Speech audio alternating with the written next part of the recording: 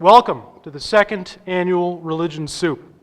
My name is Greg Manette, and I am the director and moderator of this event, and I work in chaplaincy with the Navigators at St. Mary's University, and I'm also a proud graduate of this fine institution here, Acadia Divinity College. I did my Master of Divinity and my Master of Arts, and this place holds a very special location in this heart of mine. So let me make a special welcome to you, but I want to make one particular special welcome to the students here from Kingswood University who drove down here from New Brunswick with their professor, Dr. Gavel, and we're very pleased to see you here. Thank you for making the trip down, and I hope you're really going to enjoy this evening. So it's great to see so many of you here to take in this evening's event, and we had such a good time doing it last year that we wanted to make sure that there was no fear of a snowstorm. Thus, we're doing this in October instead of in January. So I want to thank you for coming out to this event. And I trust that you're going to find it very informative and educational. This is the goal of Religion Soup. Regardless of where you stand regarding your views on Jesus of Nazareth, we hope that these events will give you much to consider and to mull over in the coming days, months, and years. It is our hope that Religion Soup will create in you a desire to learn. And if you are not yet on a journey to explore the history behind the founder of Christianity, namely Jesus, that you will begin to study up on the life of arguably the most important and influential human being who has ever lived. I also want to thank Acadia Divinity College for hosting this event tonight. They put a lot of work into this event, and they deserve a lot of credit. We'd also like to say that if you feel inclined to make a donation, that there will be donation bins at the door on the way out that will help cover the costs of this evening. So thank you in advance, whatever you can give. Unlike last January, which was a debate, this evening is different. It's a dialogue. You will find the order for tonight's event in your programs, and we're going to start with opening presentations by both Dr. Lacona and Dr. Martin. Then we're going to move into a 25 to 30 minute dialogue where both presenters will engage with each other's thoughts on the topic. Imagine that you are a fly in the wall when these two guests are sitting at a local pub, say the Library Pub down the hill here in Wolfville, and they're bantering back and forth about their views on the evening's topic. That's what we're trying to create here tonight, that sort of atmosphere, although with glasses of water and a few hundred flies on that wall. After this, we're going to take some questions from the audience. And like last January, we're going to ask you to text in your questions. So text them in with your cell phone. If you own a cell phone and you don't quite know how to use it, tap the nearest young person on the shoulder and they'll show you how to use it. But fear not if you don't understand technology too well, because tonight, Dr. Martin will not be using PowerPoint. So please, text in your questions, and some of the hard ones will be answered. We look forward to seeing what you come up with. Religion Soup is an annual dialogue event aimed at fostering discussion around topics relevant to the Christian faith. Tonight we bring together two of the leading scholars in the field of Christian origins to discuss one of the biggest questions relating to Christianity, the deity of Jesus. It is helpful to hear different perspectives in order to be informed and to expand one's own horizon. I can say firsthand after being at the event last night that both of our guests are very intelligent. They are both very good presenters, and we have a lot to learn from both of them. So I'd ask you to try to keep an open mind tonight and to listen to both their arguments. Try to keep an open mind and really listen. You will benefit, I guarantee it. Christianity is an historic faith rooted in ancient Judaism and finds its origins in the community of first-century devotees to Jesus of Nazareth.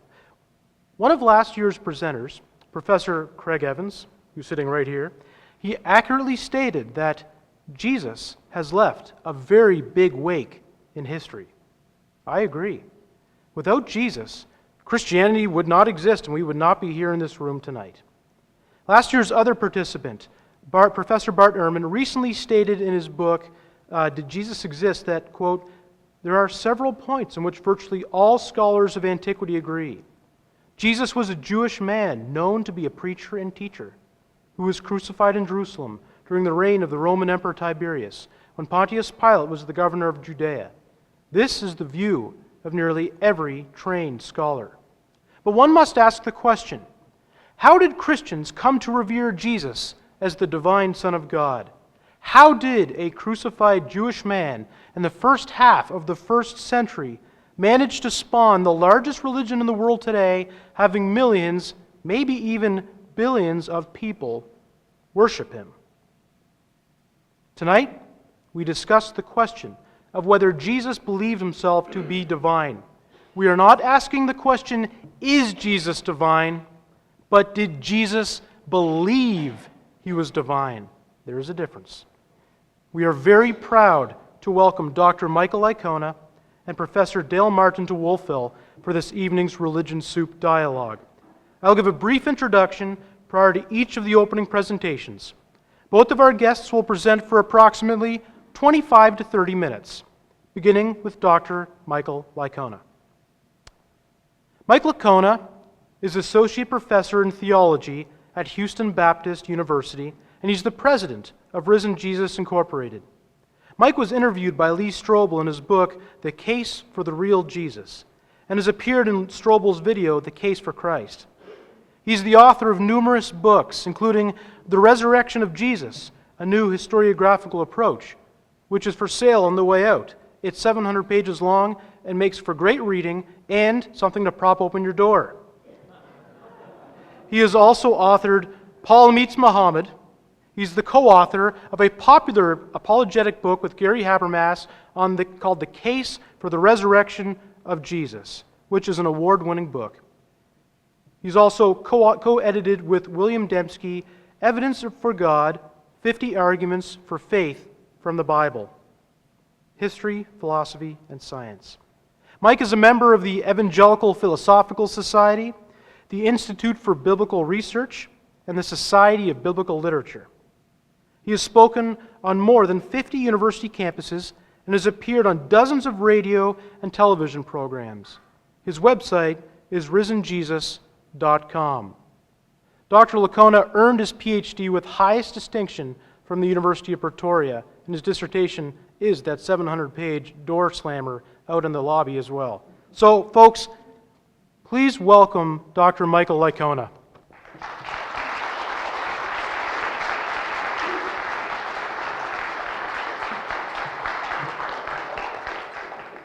Well, thank you. I'm going to use this. Thank you and good evening. I'd like to thank Acadia Divinity School for hosting this evening's dialogue. I'd also like to thank Dale Martin and Greg Manette for just the last 2 days. They've just been wonderful spending with these guys, and we've had a lot of fun. I also want to just say how great it is to see Professor Craig Evans again. I have known him for several years and look up to the guy. I have the highest respect for him. You guys have a world-class scholar here at Acadia, and I envy you in your ability to, the opportunities you have to just hang out with this guy. He's amazing. Well, Lyndon B. Johnson was President of the United States from 1963 to 69. And at a time when Secret Service protection wasn't nearly as tight as it is today, President Johnson was speeding down a Texas road in his convertible when a police officer pulled him over. And as the police officer approached his car, he recognized who the driver was and exclaimed, "Oh my God!" To which Lyndon B. Johnson replied, "That's right, son, and don't you forget it." Lyndon Johnson's statement was more of a reflection of his personal arrogance than it was a sincere belief that he was divine. But that's not always been the case. Granting the status of deity to a Roman emperor may have originally been intended to be interpreted only honorifically. However, it seems clear that the Roman emperors Caligula and Nero actually believed themselves to have been gods. This leads us to the question being discussed this evening.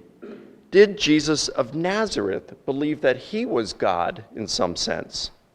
I think that he did, and I'm going to be making a historical case to that end this evening. Before I launch into that case, I just want to make one preliminary point. As with any historical investigation, the evidence will suggest certain conclusions with varying degrees of certainty. Historians across the board are very certain that Jesus thought he had a unique relationship with God who had chosen him to usher in his kingdom, that Jesus performed deeds that astonished crowds and that both he and his followers regarded as divine miracles and exorcisms, that he taught in parables, that he was crucified on orders of Pontius Pilate and died as a result. The supporting data for these are so strong that they may be regarded as historical bedrock, facts past doubting. But there are other data for which a good amount of support exists, but which are not quite as strong as what I've just mentioned.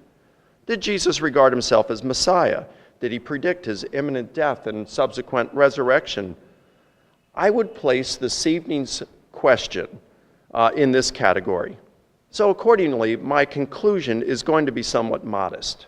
Tonight I'm contending that that it's historically more probable than not that Jesus claimed to be God in some sense. Now, with this preliminary issue covered, my thesis statement is as follows. There are two key truths that render it more probable than not that Jesus claimed to be God in some sense. Key truth number one, the earliest known Christian generation, and one that was most plausibly connected to the apostles, regarded Jesus as God in some sense.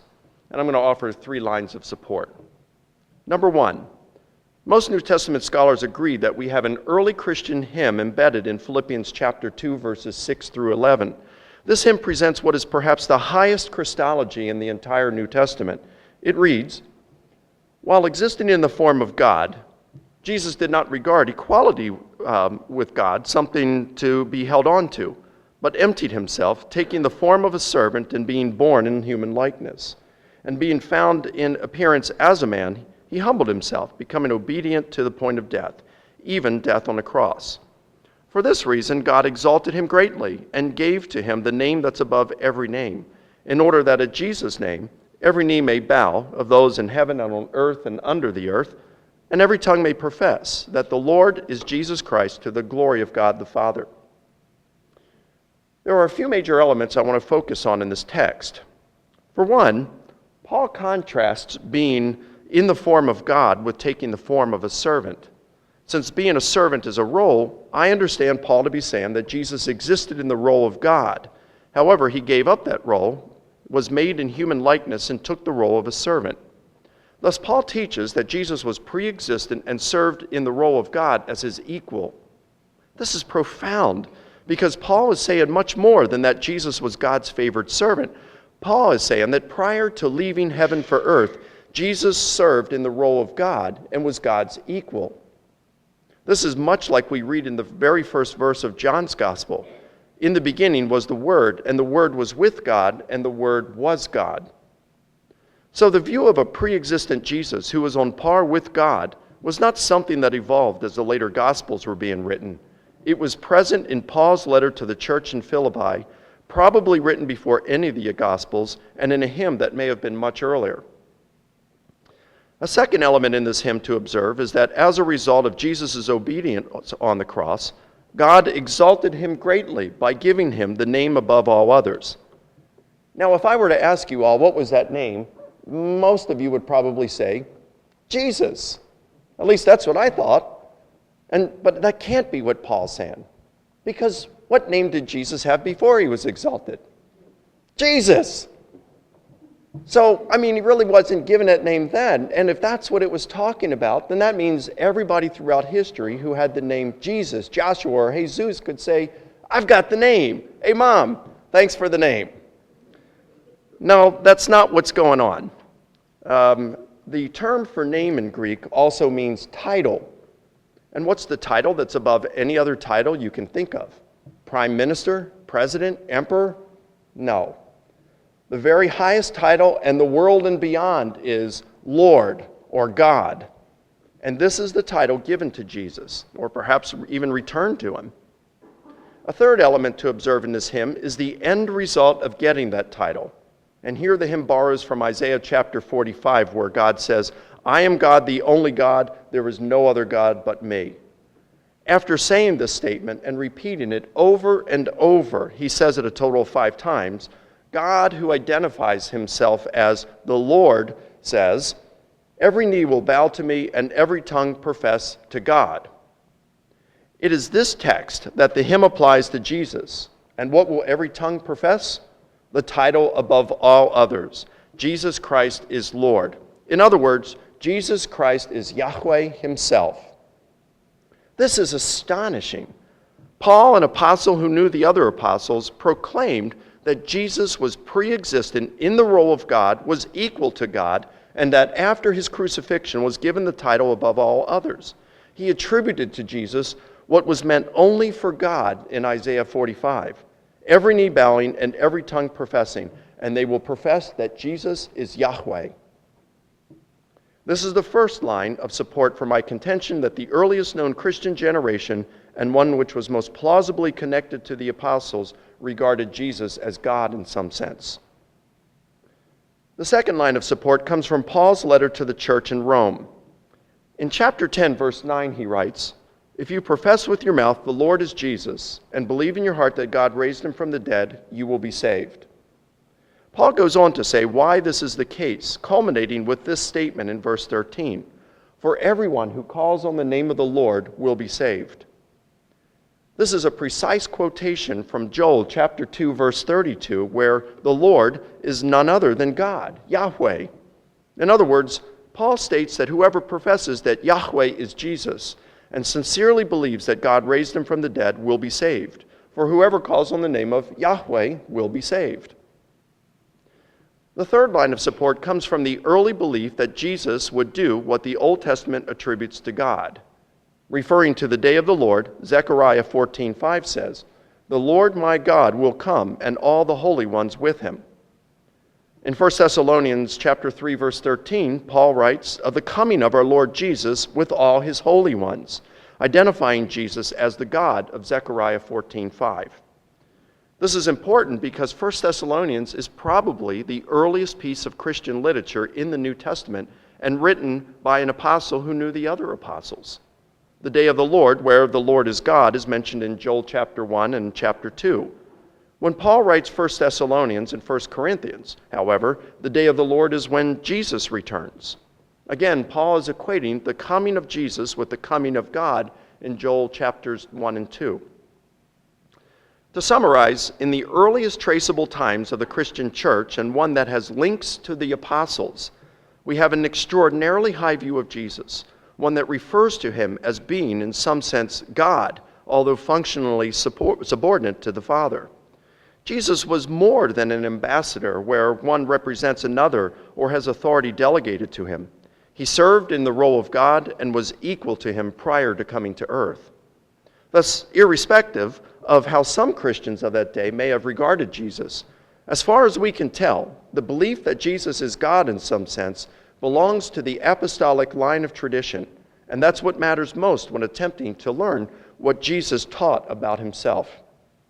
Richard Bauckham of Cambridge University writes, "Early Judaism had clear and consistent ways of characterizing the unique identity of the one God and thus distinguishing the one God absolutely from all other reality. When New Testament Christology is read with this Jewish theological context in mind, it becomes clear that from the earliest post-Easter beginnings of Christology onwards, early Christians included Jesus precisely and unambiguously within the unique identity of the one God of Israel." Accordingly, key truth number one seems firmly established. The earliest known Christian generation, and one that was most plausibly connected to the apostles, regarded Jesus as God in some sense. But what on earth led the apostles, who were staunch monotheistic Jews, to regard Jesus as God? I believe the answer lay in key truth number two. The best explanation for this high view of Jesus is that he claimed to be God in some sense. Here we go to the Gospels. Starting in the 1970s, New Testament scholars Charles Talbert of Baylor and David Olney of Notre Dame proposed that the Gospels belong to the genre of Greco-Roman biography. Classicist Richard Burridge took exception with the claim and set out to demonstrate that the Gospels rather belong to a genre of its own. He instead discovered that the Gospels indeed belong to Greco-Roman biography, and his resulting book, What Are the Gospels?, has become the definitive treatment on the subject. and today a growing majority of scholars regard the Gospels as belonging to this genre. The objective of Greco-Roman biography was to reveal the character of the subject through his sayings and deeds. The most commonly cited statement from an ancient biographer named Plutarch is what he said to this effect at the very beginning of his life of Alexander the Great. He writes, "For it is not histories that I am writing, but lives. And in the most illustrious deeds there is not always a manifestation of virtue or vice. Nay, a slight thing like a phrase or a jest often makes a greater revelation of character than battles where thousands fall, or the greatest armaments or sieges of cities. Accordingly, just as painters get the likeness in their portraits from the face and the expression of the eyes, wherein the character shows itself, but make very little account of the other parts of the body, so I must be permitted to devote myself rather to the signs of the soul in men, and by means of these to portray the life of each, leaving to others the description of their great contests." So the primary objective of ancient biography was to reveal the person's character. So how do the Gospels portray the character of Jesus, since they're biographies? Who was Jesus? I want to look first at an enigmatic figure in ancient Jewish literature and the Gospels called the Son of Man. Scholars are virtually unanimous that Son of Man was Jesus' favorite way of referring to himself, but there's no agreement pertaining to what he meant by it. There are typically three meanings behind Son of Man. The first is that Jesus regarded himself as human, similar to saying Son of Adam. The second is simply referring to oneself in the third person. Now, those of us who have watched Seinfeld episodes may remember one where Jimmy is constantly referring to himself in the third person. Jimmy likes Elaine. Jimmy can jump higher in his special basketball shoes. Using the third person was a humble way in antiquity to refer to yourself. It was an Aramaic idiom in the 1st century, and Jesus used it often. The third meaning refers to a divine figure we may refer to as the apocalyptic Son of Man. We find this figure in Daniel 7, the similitudes of Enoch, and 4th Ezra. In the interest of time, rather than reading the relevant portions of those texts, I'm going to summarize them by providing 8 characteristics of the apocalyptic Son of Man portrayed in them. Number 1, he will be a light to the Gentiles. 2, he will appear before God. 3, he will appear before all mankind on the clouds of heaven. 4, God will make him preside over judgment. 5, he will wipe away all evil. 6, he will rule over all. 7, he will sit on a glorious throne. 8, he will be worshipped and served as only God is. It seems quite clear to me that Jesus regards himself as the Son of Man in this sense in all 4 Gospels. However, let's focus on the earliest Gospel, Mark. On multiple occasions in Mark, Jesus tells his disciples that he, the Son of Man, is going to be betrayed, delivered to others, suffer, be killed, and raised from the dead. In Mark chapter 8, verses 31 through 38, Jesus says the Son of Man must suffer, then will come in his Father's glory with the holy angels. Some scholars have contended that Jesus was not here referring to himself as the Son of Man, but to someone else. However, there's no reason to regard Jesus' statement in verse 38 that the Son of Man will come in his Father's glory with the holy angels as referring to anyone other than Jesus, since he has just referred to himself as the Son of Man only 7 verses earlier. Moreover, 2 chapters later, in Mark 10:35 through 45, Jesus clearly speaks of himself when saying the Son of Man will suffer, then have a glorious throne. This, of course, is something said of the apocalyptic Son of Man. In Mark 13, Jesus speaks of coming on clouds with great power and glory and will send angels to gather the elect. In Mark 14, the high priest asks Jesus if he's the Messiah and Son of God. Jesus replies that he is, and adds that they will see the Son of Man seated at God's right hand and coming on the clouds of heaven. At this, the high priest tears his clothes and accuses Jesus of blasphemy. Now, what was blasphemous about Jesus' statement?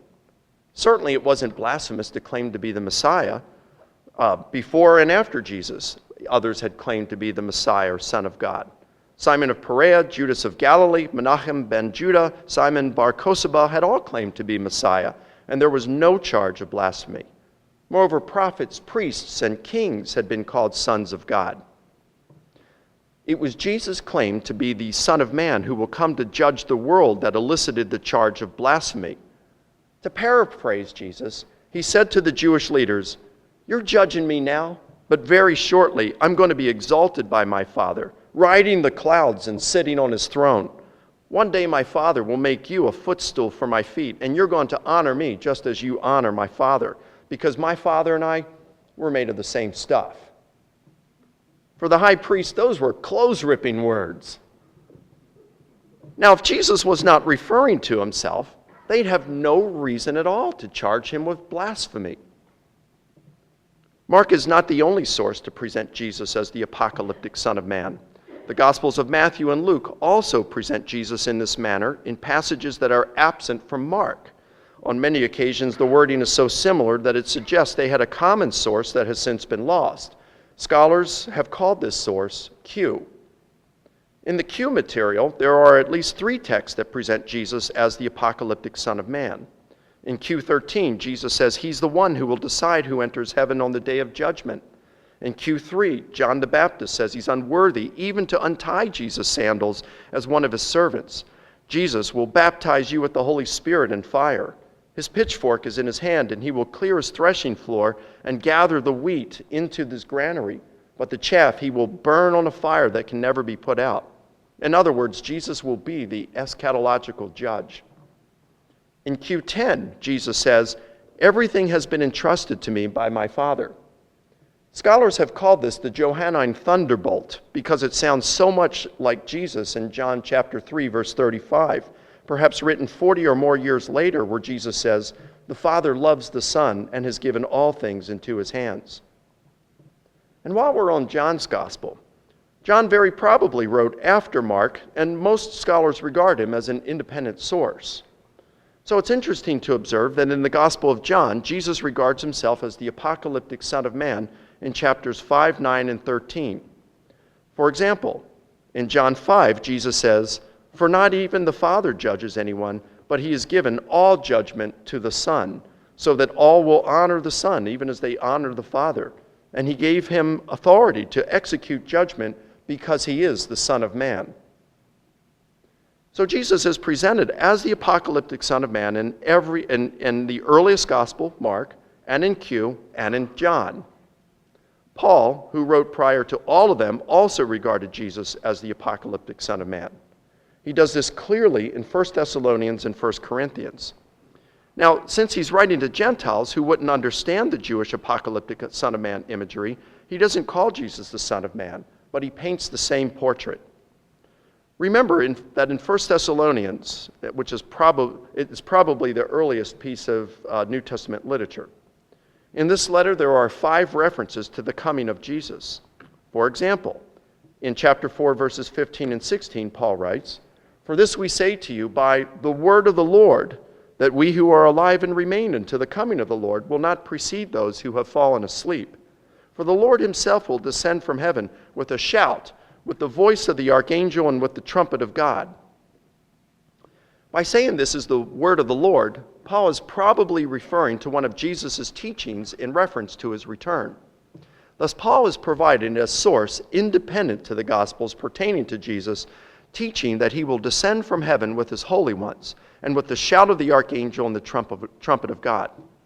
So if there was any doubt remaining that in Mark, Jesus was referring to himself when he taught the Son of Man would return in glory, that Paul said this was Jesus' teaching in a letter written prior to any of the Gospels should settle the matter. The apocalyptic Son of Man is an enigmatic figure in the Jewish and biblical literature. It's the Son of Man who presides over the final judgment, who from his glorious throne will wipe away all evil, ruling over all who in turn will worship and serve him in a way that belongs only to the God who shares his glory with no one. According to Q4, Jesus recognized this when he told Satan, "Worship the Lord your God and serve him only."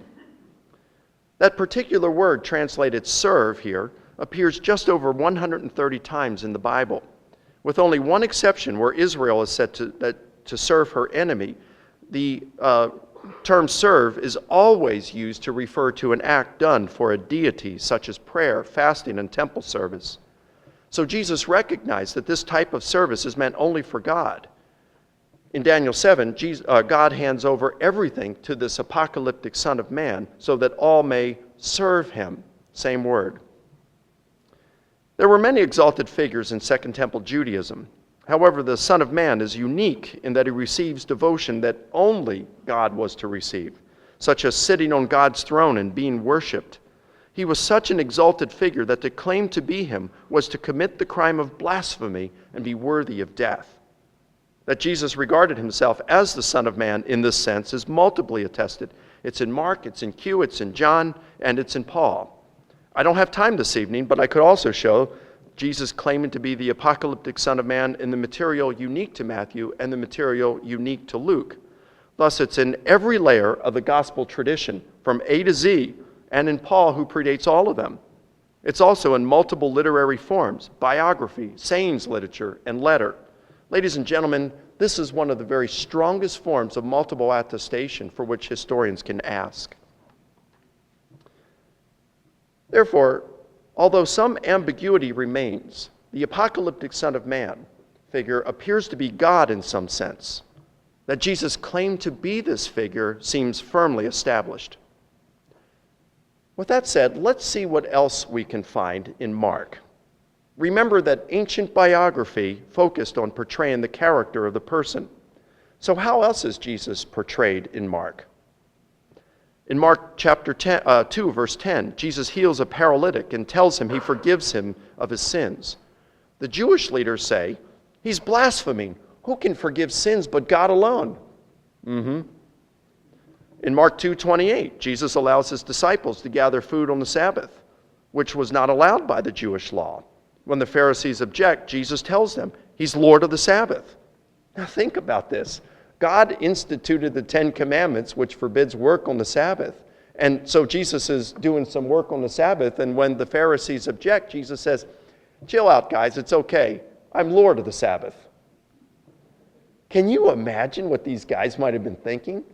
Who does this guy think he is? God? When it came to casting out demons in Mark chapter 3, Jesus claimed he had bound Satan and was now plundering his kingdom. But what man can bind Satan?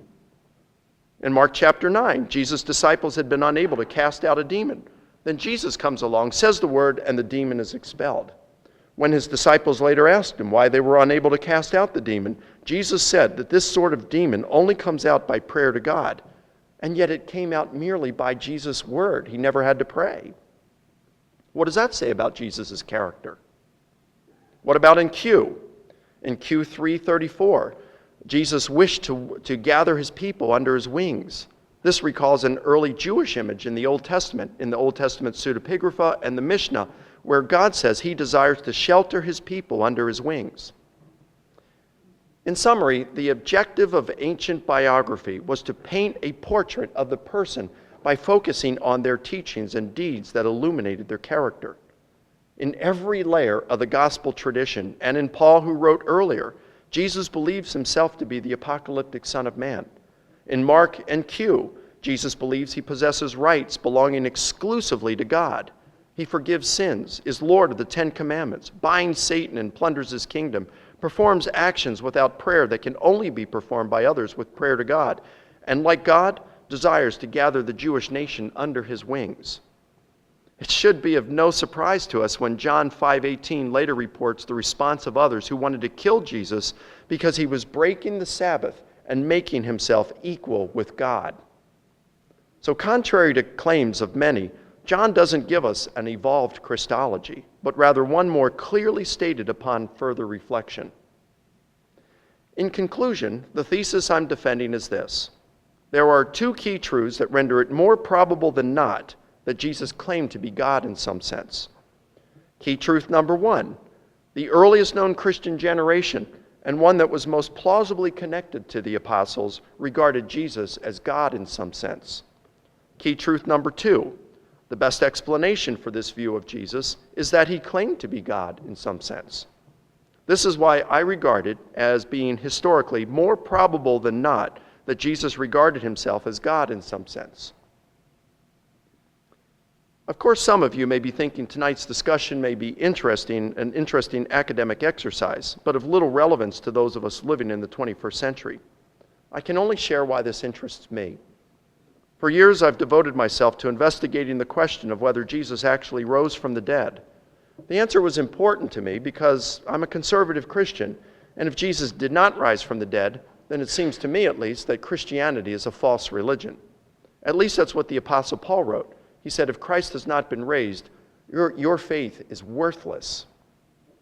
Now, I don't know about you, but I don't want to belong to a false religion. I got better things to do with my time. My passion is to discover and follow truth no matter where it leads. And after 6 years of intensely focused research resulting in a 700-page book, I became more convinced than ever that Jesus' bodily resurrection was an event that occurred in history. And if Jesus rose from the dead, it seems to me that much of what we read about Jesus in the Gospels becomes much more plausible. But who is this Jesus? Is he actually God in some sense, as orthodoxy asserts? I think a good historical case can be made that this is at least what Jesus thought. Whether you think Jesus was in fact God or was merely deluded will largely depend on whether you think Jesus was raised from the dead. And that's a topic for another evening. Thank you.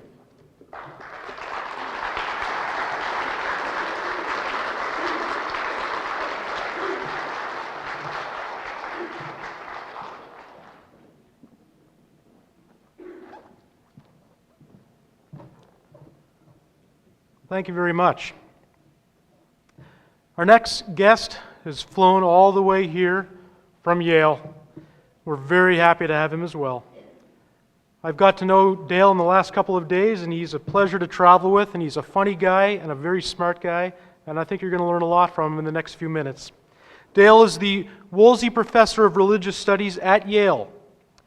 He was educated at Abilene Christian University, Princeton Theological Seminary, and Yale University. His work explores the New Testament, Christian origins, the Greco-Roman world, the ancient family, and gender and sexuality in the ancient world. Professor Martin has been awarded fellowships by the National Endowment of the Humanities, the Fulbright Commission, the Alexander von Humboldt Foundation, and the Lilly Foundation. He is a member of the American Academy of Arts and Sciences. He was elected to this group in 2009. His publications, which a number of them are for sale on the back table, include Slavery as Salvation, The Corinthian Body, Inventing Superstition, Sex and the Signal Savior, and the Pedagogy of the Bible, as well as a New Testament introduction that, if Mike's 700-page book is a great door jam, this is a good one to prop up the piano. So, with all that said, we'd like to hear Dale Martin. Would you come up and give him a round Nova Scotian applause? Thank you.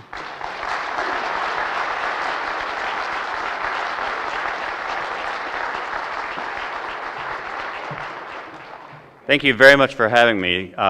Greg took us around to see some of your sites today in lovely Nova Scotia, and there's nothing on the Gulf Coast of Texas, where I'm from, that's like Peggy's Cove, believe me. So I very much enjoyed it. I also think this is a much better context to talk about this very, very complex issue of did Jesus think he was divine than a debate would be. In debates, you're constantly trying to make things black and white and get things on. And I think if anything about this topic, it's not black and white. For one thing, what it means in the ancient world to call a human being divine is very, very different from what it would mean in the modern world to call a human being divine. The divine Miss M, I guess, are divas, maybe, to be accepted. And so I think the discussion will be able to talk about what those three words that Mike kept saying, in some sense, because I think that's where the real worm bucket lies. But, what did it mean to be divine? So, I can't help but be reminded of the story of when God was trying to decide where to take his next vacation. And he was standing around the water cooler with some of his head angels. And Uriel said, "Oh, go to Saturn. You'll love Saturn. It's all the rings. It's really colorful." God said, "Too gaseous." Raphael said, "Try Mercury. You'd love it." Last year I took some friends to Mercury. We had a great time. God says, too dusty and dry. So then Michael chips in and says, go to Earth. You'll love it. The sand, the surf, it's beautiful. Took the wife and kids there last year. We all had a great time. God says, out of the question. 2,000 years ago, I took a vacation there, got a Jewish girl pregnant. They're still talking about it.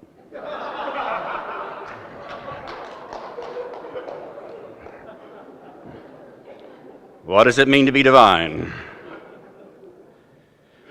A bit about myself. I grew up in a very fundamentalist church in Texas, but I am now an Episcopalian, an Anglican, in a very high Anglo-Catholic liturgical church in New Haven. Socially progressive on social issues, but very traditional liturgically. I get up every Sunday and say the Nicene Creed. When we have morning prayer, I say the Apostles' Creed. And sometimes we even say other creeds and confessions, all of which, of course, insist that Jesus is divine. I believe in the Trinity. I'm perfectly willing to confess that. So as a Christian, I believe that in Jesus in those ways. I think it's an entirely different question to say, as a historian, as a practicing historian, what can I say about what Jesus thought about himself during his own lifetime? And that also means that, and let me say also that last night we were talking about resurrection and that sort of issue. I think that that's a much clearer issue that historians can come down on. I think, did Jesus think he was divine is a much more difficult question for even non-Christian historians to come to a decision about. So it's a muddy thing. But I also need to make the point that history is not the same thing as the past. It's also not the same thing as Jesus as he really was. History, in my view, is not the past or what happened. History is an account of the past that's constructed by modern professional historians using the regular tools of modern professional historiography. And I teach in my Historical Jesus class that there are, in my mind anyway, at least 3 Jesuses. And you'll see why I'm a postmodernist, and there's some ways that I don't think I could be a Christian if I weren't a postmodernist, because I need to be able to talk this way about reality and knowledge. The real Jesus is not the same thing as the historical Jesus. The real Jesus is also not the same thing as the Jesus who existed in the past. The real Jesus, in my view, as a Christian, is the second person of the Trinity, 100% human, 100% divine, the Jesus we worship in church. That's the real Jesus for me, the ultimate Jesus. Sounds like a rock band or something. Then there's the historical Jesus, which is that Jesus that professional historians construct. Notice I didn't say reconstruct. It's not like the Titanic. If the Titanic, we could get all the pieces of the Titanic off the ocean, haul them to land, and put those actual physical pieces back together, and then we've reconstructed the Titanic. That's not what historians do.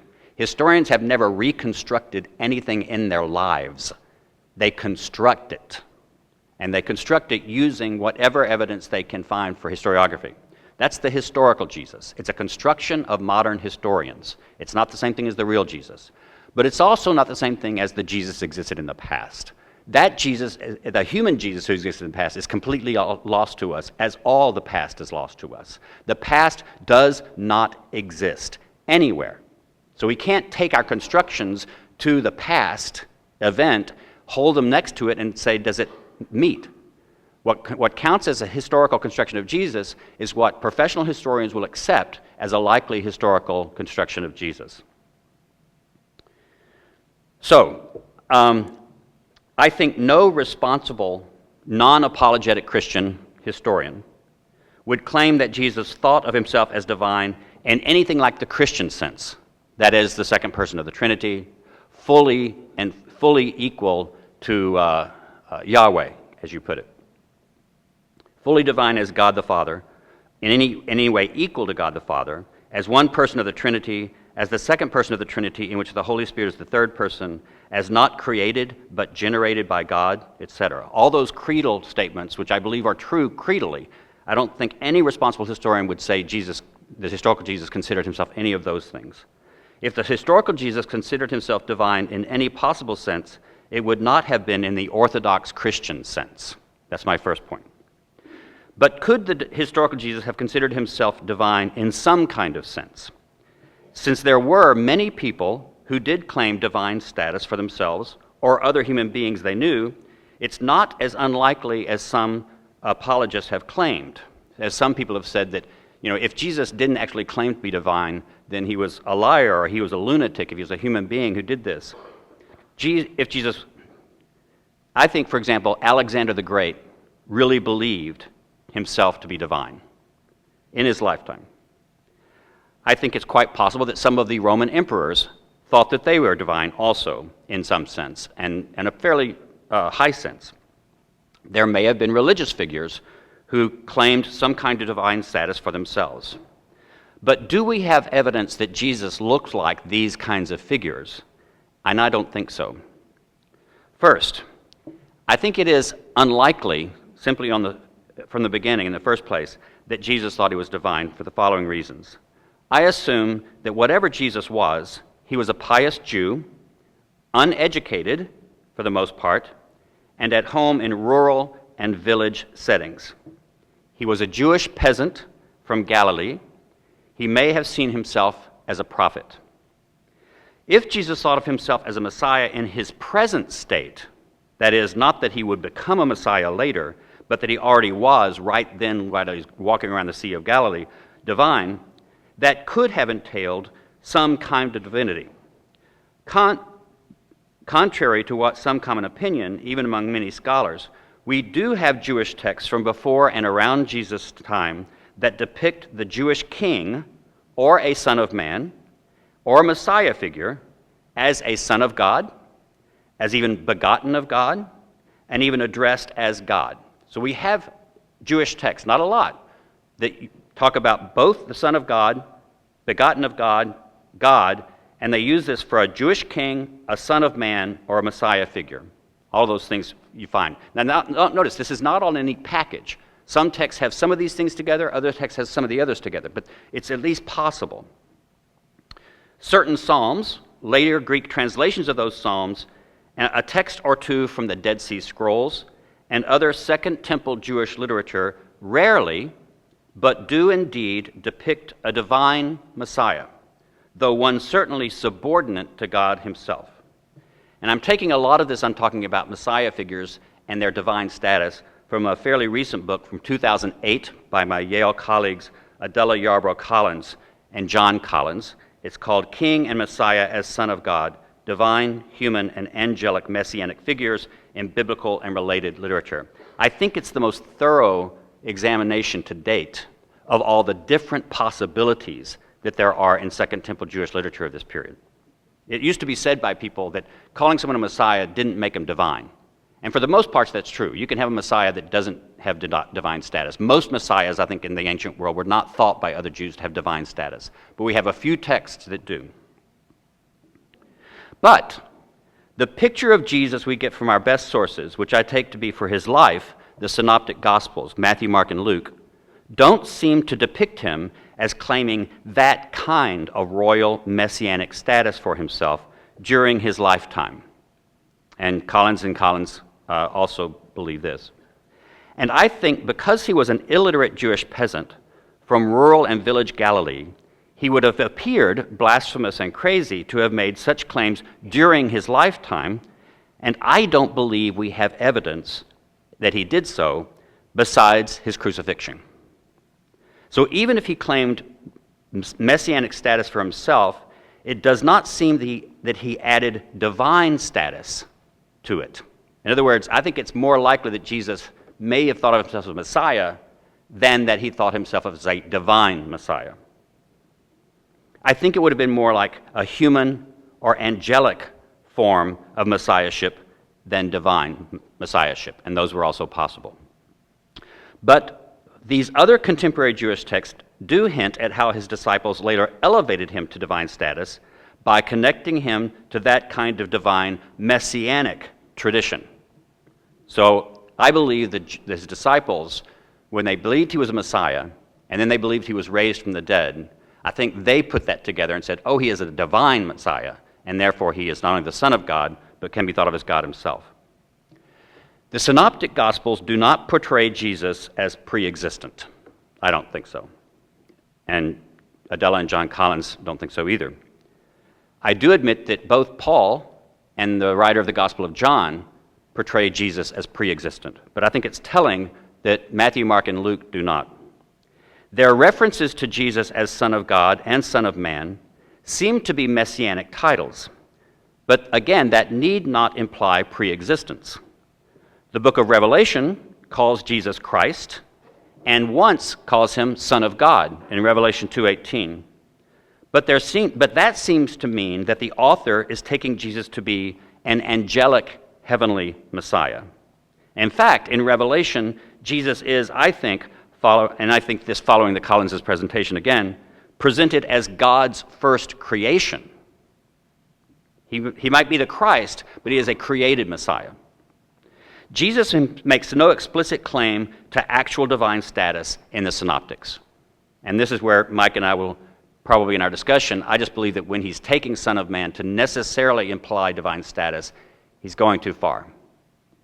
Even if he believed he was the Messiah, that would not usually denote divinity, although in rare cases it could. Even if he called himself the Son of God, that also would not have meant that he himself was divine.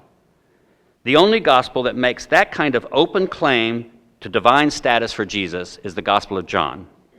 And it's hard for me to see the historical Jesus in the Gospel of John. Second, Son of God itself need not mean divine status. Jewish readers of the Psalms would have seen the human king called Son of God without necessarily taking that to mean those kings were actually divine the way Zeus or Augustus were said to be gods. Luke 20:36 has Jesus saying that people who will have experienced the resurrection are sons of God. But in that context, it does not likely mean that they are truly gods themselves. Next, the Son of Man. Jesus in the Gospels does seem to speak of himself as the Son of Man, but that can mean different things, and it need not mean divinity. And there are passages that make it sound as if Jesus meant someone else, a future figure, as the Son of Man. In other words, some of the passages sound more like Jesus is talking to a future coming Son of Man that's a different person from him. And I think that what you have to do is sift through all of these sayings and try your best to figure out which ones are likely historical and which ones reflect later church invention. For example, this from Mark 8:38. This is the NRSV translation. Those who are ashamed of me and of my words in this adulterous and sinful generation, of them the Son of Man will also be ashamed when he comes in the glory of his Father with the holy angels. Notice, according to this quotation, Jesus says, those who are ashamed of me, the Son of Man will be ashamed. Now, of course, those could be the same thing. He could be using the words, meaning himself in both cases. But you could just as easily interpret it to say that he's talking about two different people, himself and a future Son of Man. Next, adoptionist Christologies. I think it's also unlikely that Jesus taught that he was divine to his disciples, because different followers of Jesus after his death had quite different ideas about whether or not Jesus was divine. And even if they believed he was divine, they differed about in what sense or to what degree he was divine and when he became divine. In other words, there is not a unified Christology, even in the New Testament, much less if we consider what other followers of Jesus who didn't make it into the canon were believing at the time. Luke 3:22 says that at Jesus' baptism, besides the saying, "This is my beloved Son," some ancient manuscripts add, "Today I have begotten you," quotation from the Psalm. And following Bart Ehrman, I think that's the better reading of what was actually in the text. And that Orthodox scribes in the 2nd century took out the "Today I have begotten you" because they thought this makes it sound like Jesus was adopted by God. He wasn't always God. He was adopted by God at his baptism. Note also that the same kind of saying happens at the Transfiguration in Luke 9:35. Our passage says, "This is my Son, this is my beloved, my chosen," in that passage. So the word "my chosen" is used at the Transfiguration. And some scribes apparently changed that to "my beloved." Now, why would people change "my chosen" to "my beloved"? Well, if you're an Orthodox scribe and you believe Jesus wasn't chosen to be God's son at the Transfiguration. He always was God's son. Then you might want to change that text of Scripture to not leave adoptionist Christians, who you consider heretics, any ammo in the Bible. In Romans 1:4, Paul says that Jesus was designated or appointed as Son of God with power according to the Spirit of holiness by resurrection from the dead. Now, your translation might have that as declared to be Son of God, but I don't think that's a correct interpretation of the Greek word. Horizo is a word that you use for designating something as something. I think it's misleading.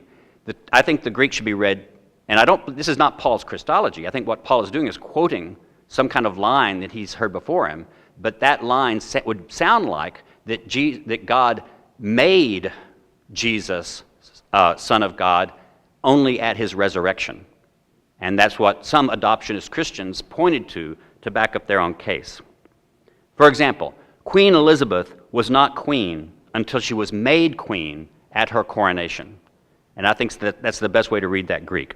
If that's true, then someone before Paul, because he's quoting it, I think, had an adoptionist Christology by which they believed Jesus wasn't God or Son of God until his resurrection.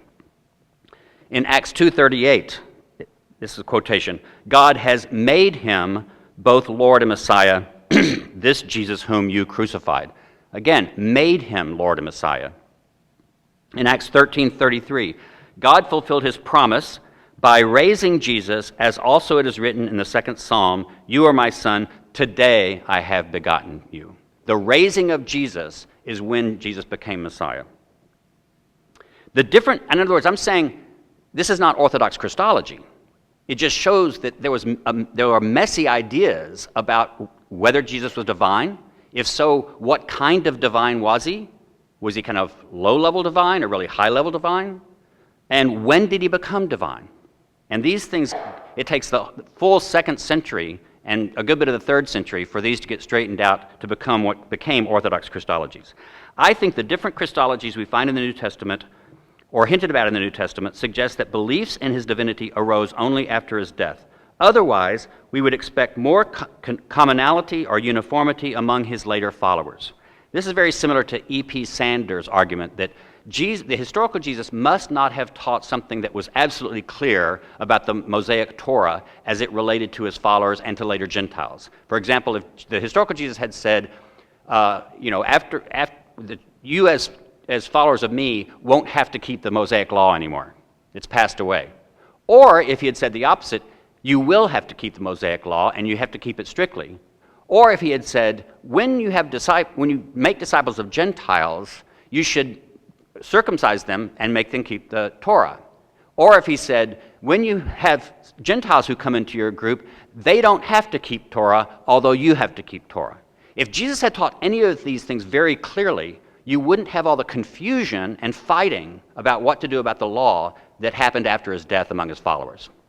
If he had said something clear. That was E.P. Sanders' argument of the law. I'm making a very similar one about claims to Jesus' divinity. If he had taught that he was divine in any kind of clear sense, then I do not expect that you have all the various ways of conceiving him to be divine or not in the earliest Christianity. Next, if people believe that Jesus is divine in the New Testament, they often have what we call a subordinationist notion of divinity, not that he's equal to God the Father. Our earliest source, Paul, has some rather suspicious statements in his letters that suggest that though he believed Jesus was divine in some sense, he did not equate Jesus with God, he did not believe Jesus was equal to God the Father, he may have entertained some kind of adoptionist Christology, at least at some time, and he was, it seems, thoroughly a subordinationist. This is simply the idea that Christ is a divine figure but subordinate to God the Father. Certainly, Paul accepted a form of early Christianity that already worshiped Jesus as Lord. But again, that did not necessarily mean they thought of him as fully God. The word Lord just doesn't mean that in Greek. And it almost certainly in the beginning did not mean they thought of him as equal to God.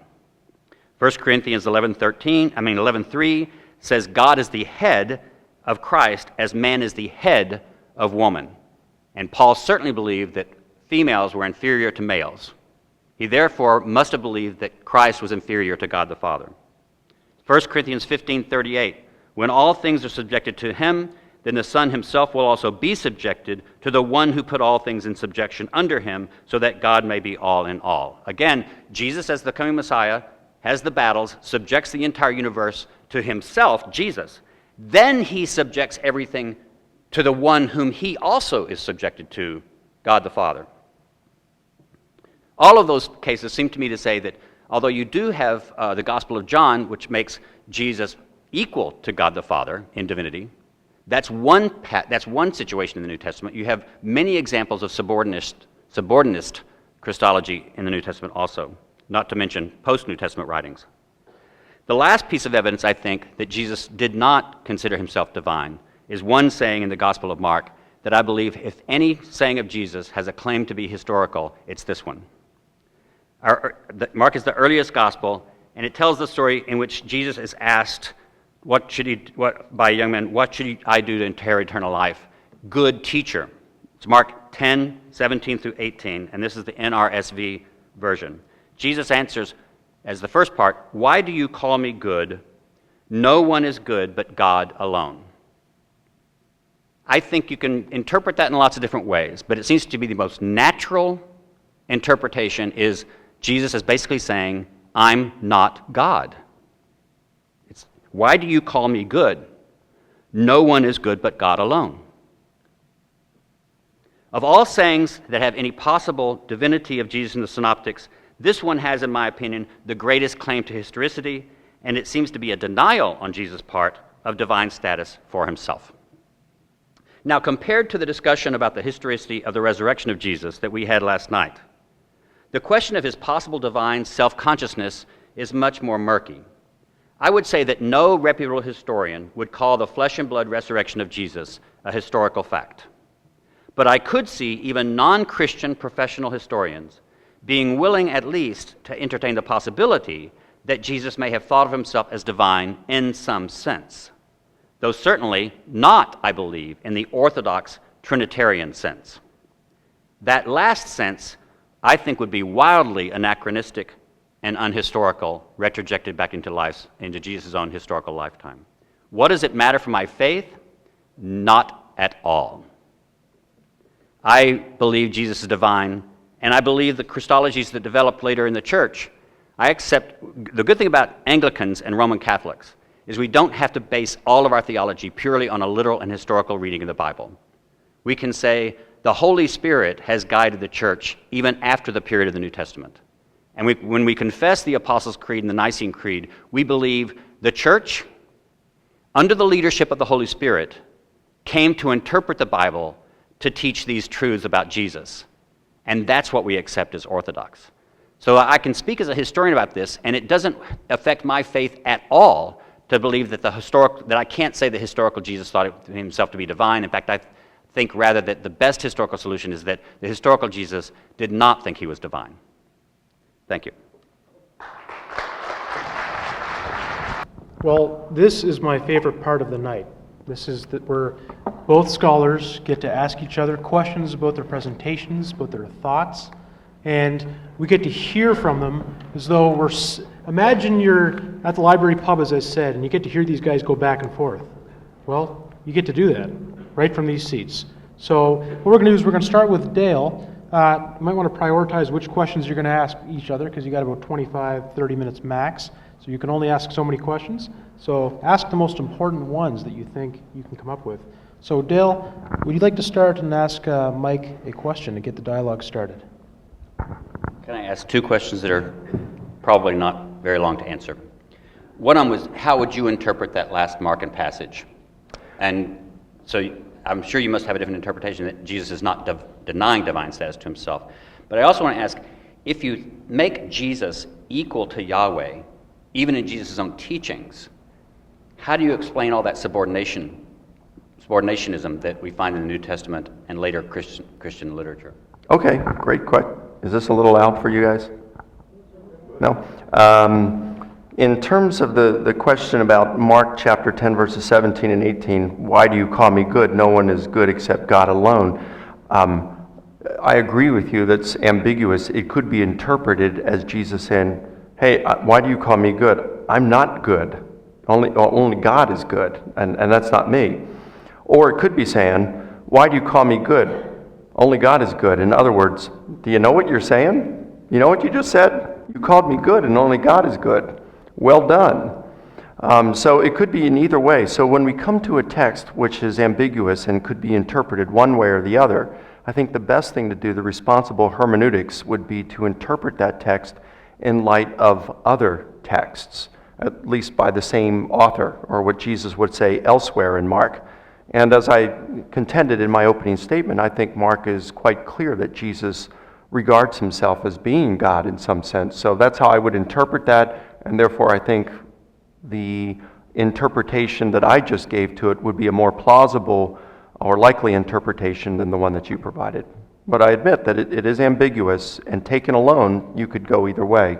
But in the context of how Jesus presents himself in Mark, or maybe I should say how Mark in his biography presents Jesus, I think my interpretation would be more likely. I mean, Mark even opens up the gospel with quoting Isaiah 43 about John the Baptist in relation to Jesus, a voice of one crying in the wilderness, prepare the way of the Lord, make straight the paths of our God.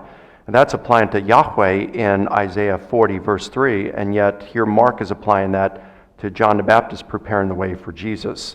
So I think the whole of the biography of Jesus, as presented by Mark, is Jesus is Yahweh amongst us. Then why doesn't he say it? Well, because in a biography, you're trying to do the character. And I think that, if Jesus comes right out and says, guess what, I'm Yahweh, it's going to be kind of problematic for a lot of people. And like you said, he'd be charged with blasphemy. And so I think, and he's got a ministry ahead of him. So my speculation would be is just like you have the Messianic secret in Mark, you have this in the same way, the apocalyptic Son of Man. Jesus uses that as a title for himself because it's sufficiently ambiguous, because it can have different meanings to it. And so he can say this, but in private he can say it in a way that suggests the apocalyptic Son of Man, and people can get things confused, and he's not really stating until his time has come. And then when he's in front of the high priest, he knows his hour's come, and so he just lets it fly. Boom, he's going to, hey, let me put this in a very straight, clear, unambiguous, and precise manner. Yes, I'm the Messiah. Yes, I'm the Son of God. And that Son of Man who's going to be worshipped and judge the world, yep, that's me. I'm going to be coming back riding the clouds, and I'm going to be sitting right next to my daddy on the throne. If it's that clear, and if Mark makes it that clear, why is it that most scholars don't see it? I don't know. Most scholars don't believe that Mark is portraying Jesus as Yahweh, or in fact, most scholars don't believe Mark is portraying Jesus as God in almost any sense. Yeah, I would agree with you. Most scholars would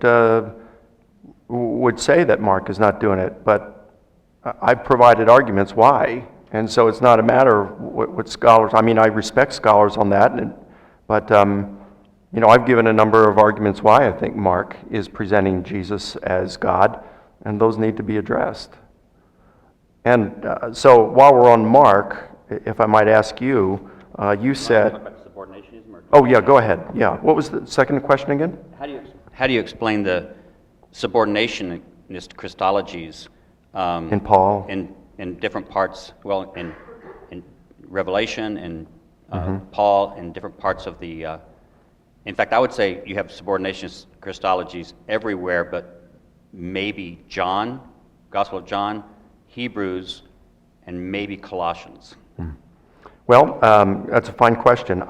Yes, there's a subordinate Christology in Revelation, but in Revelation you still have Jesus and the Father are both referred to as the Alpha and Omega, the first and the last, the beginning and the end. Within Paul and all these others, I think that what we're looking at here is the subordination within a divine relationship. You say that John doesn't have a subordinate relationship, but I think that he does. he says, I can do, or I do all that the Father has commanded me. He says the Father is greater than I. So, I mean, that sounds pretty subordinate. And yet this is in John, who flat out calls Jesus God. So if you can have this, and you have Paul, I think is pretty clear in Philippians 2 and Romans 9, and with the coming of the Lord, I think he's flat out, talking about Jesus as God, and yet he can talk about him in a subordinate sense. So if you have Paul do this, if you have John, again, who says Jesus is God, and can talk about Jesus in a subordinate sense, I think that for me, I look at that and say they're talking about a divine relationship, where if God has a divine DNA, Jesus has it. But there is a subordination within the relationship. But I think you're misinterpreting those passages in John to say even someone who believes fully in the Trinity and a non-subordinate Christology will still necessarily confess that Jesus is begotten of the Father. God the Father is the only one of the Trinity who is completely unbegotten. But we don't take that to mean Jesus is subordinate to the Father. Nor do we take it as subordinate, which is to say that God the Father commands Jesus to do something. Mm-hmm. That's just, Athanasius is the most heavy duty of the fathers, the patristic fathers, to insist on a non-subordinationist Christology. And yet Athanasius would not take those passages in John as implying subordinationism, precisely because in John you've got Jesus saying, before Abraham was, I am, yes, which seems to equate him to Yahweh. Pre-existent, right? And equates him. I'm giving it to you for John, and I think that means that to read these other passages as subordinationist is probably then not right. I'm just saying that we've got very clear equality statements in some parts of the Bible. Mm-hmm. I just don't see them in the Synoptic Gospels. Well, in the Synoptic Gospels, you said that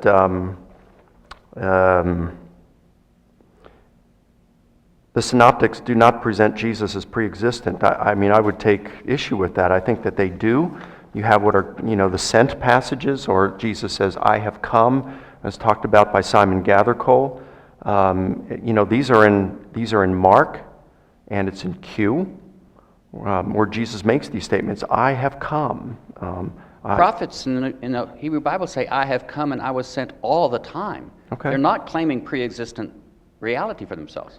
I agree with you. It wouldn't be required, but it certainly would be compatible with these things for them to say, I have come. For Jesus to say, I have come, like the Son of Man did not come to be served, but to serve and to give his life a ransom for many in Mark. That could certainly be referring to a pre-existence there. I agree it wouldn't be required, but it could certainly be doing it. And you can't rule it out and say, well, the synoptics don't do it. I mean, Paul, who writes before any of the synoptics, talks about a pre-existent Jesus. I'm not saying Paul doesn't believe it. It's just that it's very frustrating when the main way you talk about exegesis is one could read this way. But that's what you're doing. No, I'm actually saying there are more likely historical readings and less likely historical readings. Okay, so you got Paul, who believes in a pre-existent Jesus, right? And you would say he certainly believes in a pre-existent Jesus. And he's the earliest writer. And then you have John, perhaps the latest, who believes in the pre-existence of Jesus.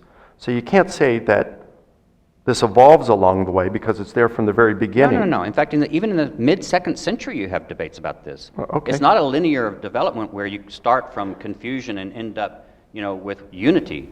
You start from confusion and end up with confusion. It's Christology and what to think about Jesus' divine status is being argued about, all through late antiquity. Yeah. Even the Nicene Council doesn't settle it. Even the Council of Constantinople doesn't settle it. Even the Council of Chalcedon doesn't settle it. Right. So I just don't see how you can read the New Testament to have such a unified view when there are so many indications to me that it's not unified and it takes so many centuries for it to get unified. Well, as I said in my opening statement, I think it more probable than not. So, I don't think the evidence is as strong as it is, or that we can come with such a firm conclusion as we can say, as I contended last night for Jesus' resurrection. I'm just presenting a case of why I think Jesus, regarded himself as being God in some sense. Does that kind of clarify where I'm coming from on that? But I guess the point I'm making is, if you've got Paul, the earliest writer, who says that Jesus is pre-existent, and do you think Paul regards Jesus as God? Yeah, I've said that like 3 times. Okay. I believe that. All right. So Paul I regards. just don't believe you can use Paul and John to cover all of the first century. Sorry, All to right, cover I all agree of the with first you. century. I agree with you on that. So you got Paul and John. Certainly, Paul's connected with the apostles. I think there's eyewitness testimony from an apostle in John's gospel as well. Let's talk about. You said it wasn't a unified view, and that brings me to, I think, which is maybe a major point in this discussion, and that would be the adoptionist view that you talked about. And so you cited a bunch of verses from Luke, Acts, and one from Paul. So I have 2 questions for you. Do you know of any first century literature outside of the New Testament that presents Jesus, or an adoptionist view of Jesus? I don't know of any first century Christian literature outside the New Testament for certain. Okay, I mean, that's okay. If Except you- maybe some of the if we apostolic take- fathers or something well, the like apostolic, I take all the apostolic fathers to be either at the beginning of the 2nd century or maybe the very, very end of the 1st century. Mm-hmm. The only non-canonical Christian document I would say I might be willing to put back into the 1st century would be the Gospel of Thomas. that. Okay, and would Thomas possibly present an adoptionist view of Jesus, in your opinion? No, he's, Okay. it's Valentinian. He's gone the other direction. Okay. He probably believes that Jesus never was maybe fully human. Okay, so in your opinion, I would agree. You're not aware of any first century literature outside the New Testament that presents an adoptionist view of Jesus. All right, second question. Wait a minute, can we clarify this? Sure. How can you make that point when we don't have any literature outside the New Testament of the 1st Well, century? It's not like we're precisely. saying, why? It's not like that makes a point that therefore adoptionism isn't around all over the I place. agree. I agree with you. I'm just asking that question, okay? Second, do you think Paul or Luke were adoptionists? No. Okay. So here's my point. You're saying that there are these different Christologies that we have in early Christianity. Now we know Paul, who is an apostle, certainly regards Jesus as God. All right, he's an apostle. He knows the other apostles, as we talked about last night, Galatians 1, Galatians 2. They certify his teaching, his gospel message in alignment with theirs. Certainly that the identity of Jesus has got to be part of that. All right, so we see the apostles most likely are regarding Jesus as God. Are there other views of Jesus in the 1st century? You say, okay, well, there's maybe some hints in Luke, Acts, and Romans, but neither of the authors of Luke, Acts, or Romans are adoptionists. They're certainly not. The point I would want to make is I think that your argument that and I know you're not the only one to do it, I know Bart Ehrman does it, I think that's a pretty weak argument.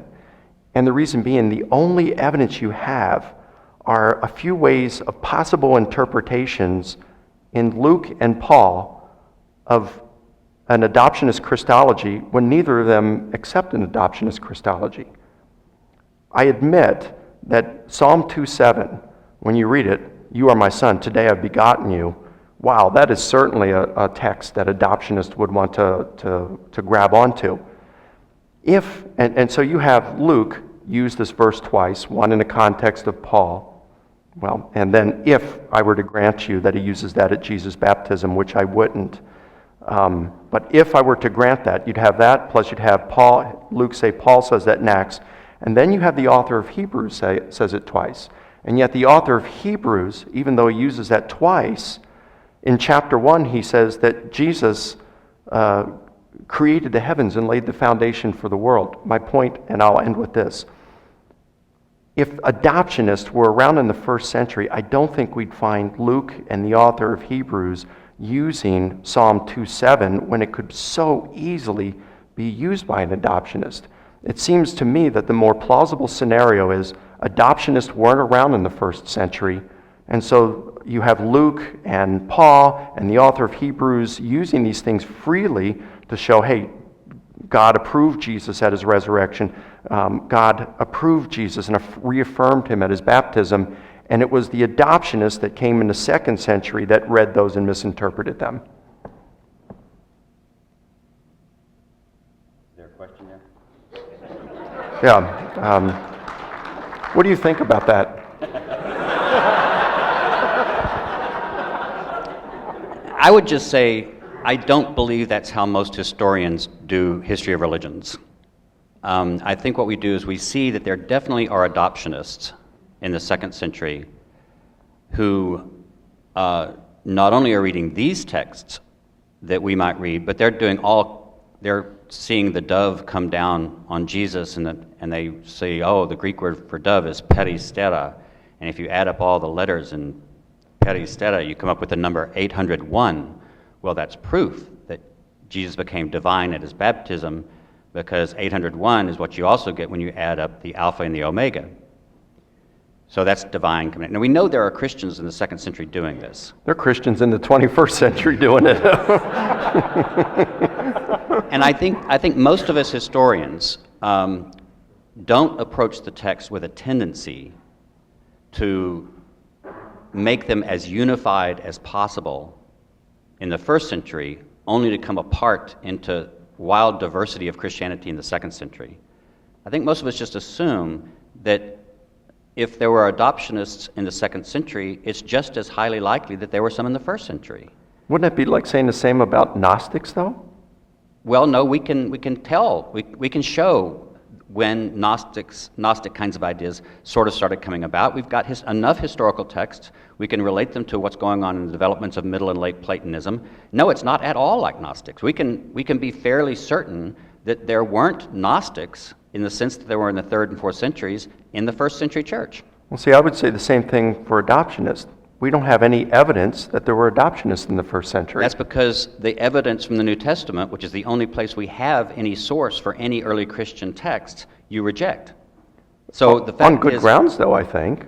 I think you do. I mean, I think the fact is, the very fact that you have texts that 2nd century scribes are editing to make them non-adoptionist indicates that those people are worried that these texts either came from or were being used by adoptionists very early.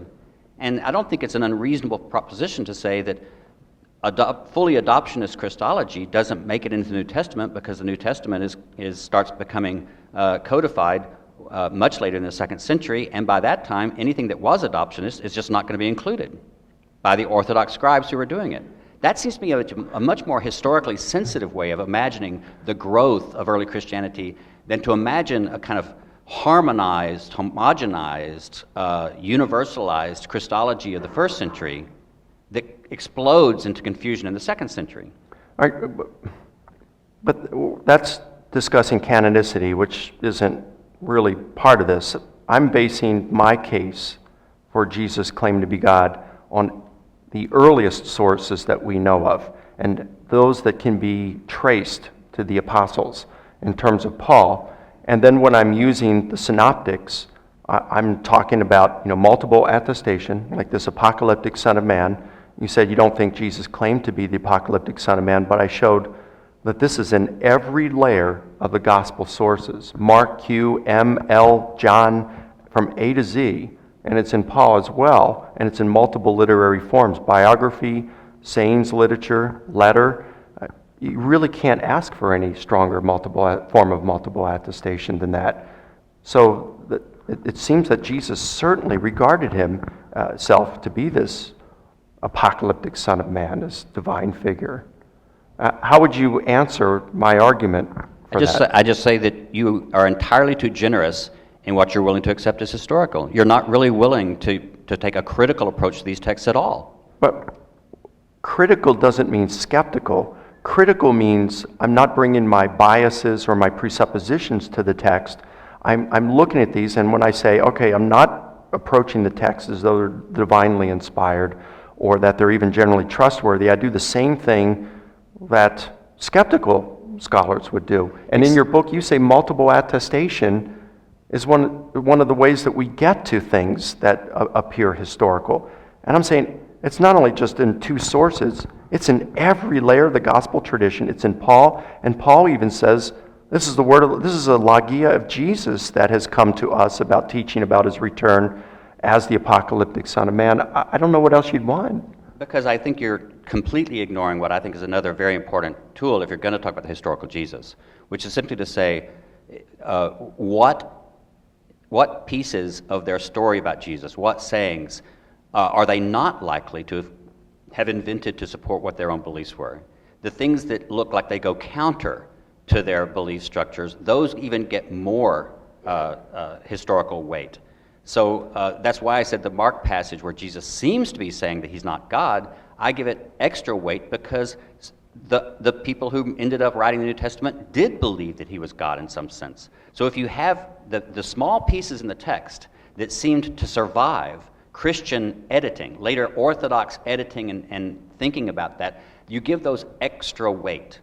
So since the New Testament is actually written by people who all believe Jesus is the Christ, that when Jesus says, I am the Christ, well, you just don't give that as much weight as when there are places where it seems like he's not making messianic claims for himself.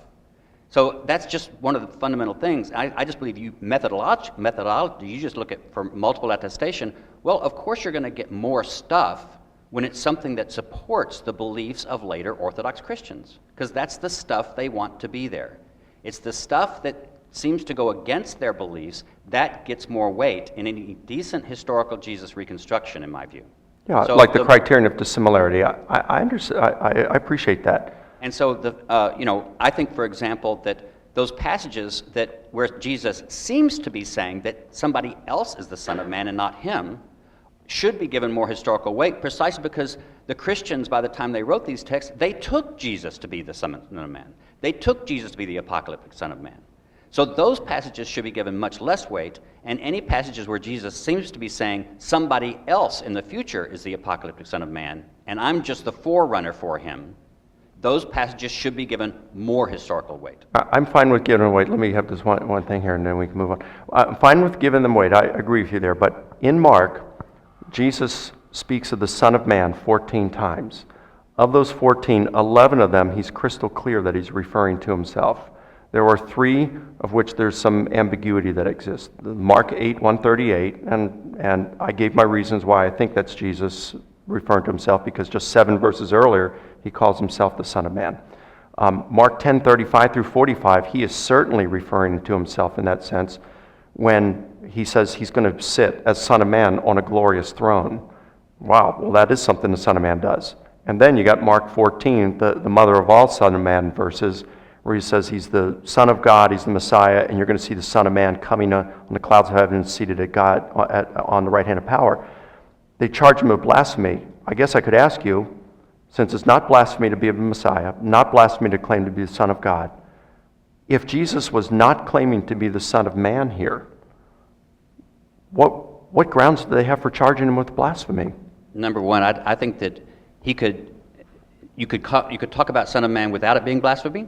You could talk about Son of God, and it would be blasphemy. You could talk about claiming to be Messiah, and it would be blasphemy. I think you've been entirely too clean with saying this always means this always means this. No, these words mean a lot of different things in a lot of different contexts. I don't think the trial scene is at all historical. I don't think any of the disciples knew what went on at Jesus' trial. I don't even think Jesus probably had a trial. So I don't think any of this goes back to the historical Jesus when these sayings.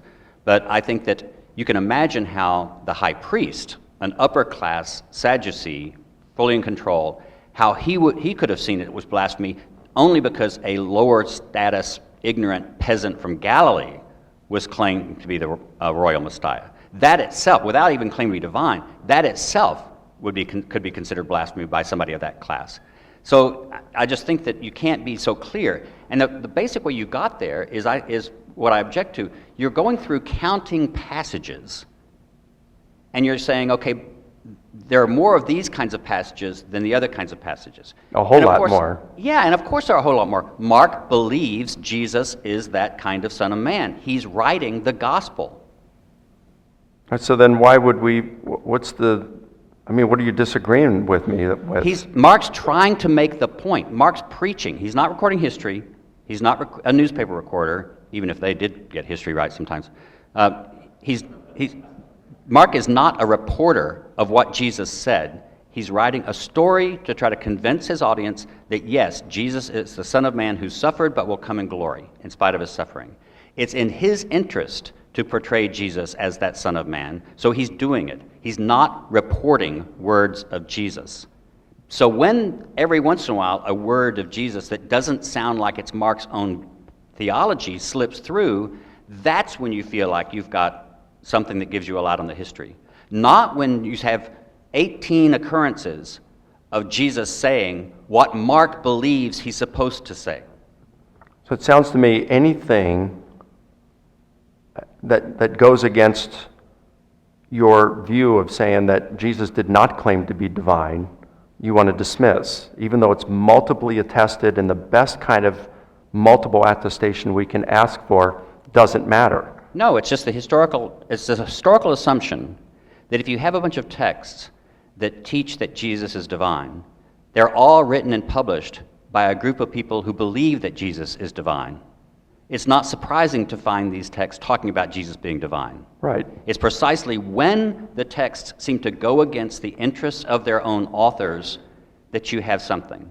And I think that's when you have these weird places where, for example, Jesus never openly claims divine status for himself in the Synoptic Gospels unless you take these terms that you say must mean divine status, and that's just simply not true. Son of Man does not need to mean divine status. You have to basically introduce a reading of the Son of Man passages that you get from a couple of other passages, which I admit they're over there, and you have to say this is precisely what they mean in the Synoptic Gospels. And I have Paul too, right? Well, Paul's not one of the synoptic writers. He's writing before them. Yes, and you can't interpret each of the different documents in light of others. Paul's just one early Christian source among many others. But he's an apostle, and he knows the apostles, and it seems that they're teaching the same thing. We have no way to recover how much of Paul's theology can be traced back to the original apostles. Absolutely no way to know that. If Paul is teaching that Jesus is God, and according to Galatians 2, he runs the gospel he preaches past them to ensure he hasn't been working in vain, and they certify his teaching is in alignment with theirs, it seems to me that if they're preaching the gospel about Jesus, his identity has got to be part of that. And if Paul is saying Jesus is God, it's more likely that they were also saying Jesus is God. I don't doubt that. Actually, I think the resurrection experiences that some of them had connected with the fact that he was crucified for somebody's claims that he was Messiah. I think that combination caused them to say, he is the Messiah. He is like the risen Messiah, and he's going to be one of these glorious Messiahs. And I think that's what caused them to start worshiping him as Lord, and that's what caused them to start considering that he's divine in some sense, although I think it took a long time for any kind of equality to God the Father to develop. It just didn't happen on day 4 after Easter. So I imagine that the belief that Jesus was divine in some sense arose very early, possibly even with the first proclamations of his resurrection experiences. That I just don't think you can retroject that back into Jesus' own life. Okay, one more question for you. I'll make a point, and then I want to see how you respond. Just a moment ago, you said when all the Gospels are saying, Jesus is this apocalyptic Son of Man figure, or at least Mark's saying it, you say, well, we really can't believe it because that's what he believes, and he's wanting us to believe it. Should we throw out histories of the Holocaust written by Jewish historians, or histories of slavery in the United States written by African American historians, because they also have their biases and agendas in wanting to write it? No, you do exactly the same thing. You say the piece in their story that seems to betray their story has the best chance of being historical. And I'll give you an example.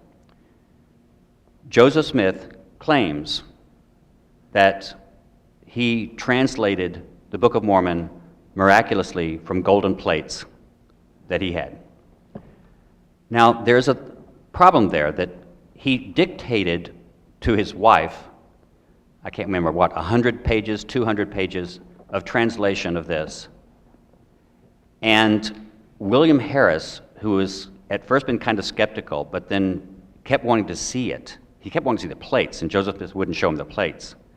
He wouldn't even show his wife the plates, although his wife says that she felt them one time wrapped up in linen on the table in the same room where he translated. He didn't actually look at the plates to translate. He looked in this box or hat thing, darkness, and translating stones and seeing stones. The thing is, though, they tell us the story of how Joseph Smith gave the pages that he had written, he had already translated, to Harris, so Harris could take them away to show Harris's wife, who was skeptical of the whole thing. Harris came back much later than they expected him, distraught, because he could no longer find that document. He had lost it. They didn't know whether Harris's wife had stolen it and hidden it. And Joseph Smith was scared to death to go back and start translating again because he was afraid that whatever he published later, that was those first 100 or so pages of the Book of Mormon, would be shown not to match the previous 100 pages that Harris's wife had squirreled away. Now, to me, that tells me something. Why would they pass on that story, which could be so detrimental to them? The story in itself makes Joseph Smith sound like he faked the whole translation thing in the first place. If he just translated the first 100 pages and sent them off to Harris's wife, why not just sit down with the same magical stones you did it and just translate it again? He wouldn't do that. So he came up with a story of why he was going to translate different portions of the Book of Mormon now, because he simply, and he admitted to his, at least his friends and family, he was afraid those original pages would come up and people would use them against him. I take that whole story about those first pages that he translated and were lost to be, if anything in Joseph Smith's history, absolutely historical. Because he would never have made it up, and it goes against his interest. That's comparable, I think. Okay. Thanks, guys. We're going to move into some Q&A from the audience, and is the Q&A ready for the PowerPoints? Okay, so we're going to ask a few questions to these scholars from you lovely folks, and then after that, we're going to get Craig Evans to ask one question to each of you as well. Oh, So- great. It's Judgment Day, Mike. So the first question is for Dale. What is the source of evidence to confirm the texts have been edited? And where can we read this for ourselves? Here. Go out in the lobby and buy my book. Actually, I do spend a lot of time working through the Gospel of Luke and Acts of the Apostles and to show how I believe you can see the very authorial process of the author himself. Most of us believe that Luke used the Gospel of Mark. So one of the things we can do is set the Gospel of Mark here and the Gospel of Luke here and see what does he seem to be taking from Mark, and then how does he change it? How does he edit it? But Luke seems to be doing that with other sources also. And so I have argued this is the book called New Testament History and Literature. It's basically written versions of my lectures at Yale that are online if you want to see them rather than read them. And I use the speech of Stephen. What is that? It's a spider getting ready to come down on your head. Okay, so Greg, he asked me if I knew how to use a mic like this, and I said, I used to be in rock bands and stuff, you know? And he said, would you sing? So, I don't like spiders and snakes, and that ain't what it takes to love me. Okay. This is on YouTube, you know. Great.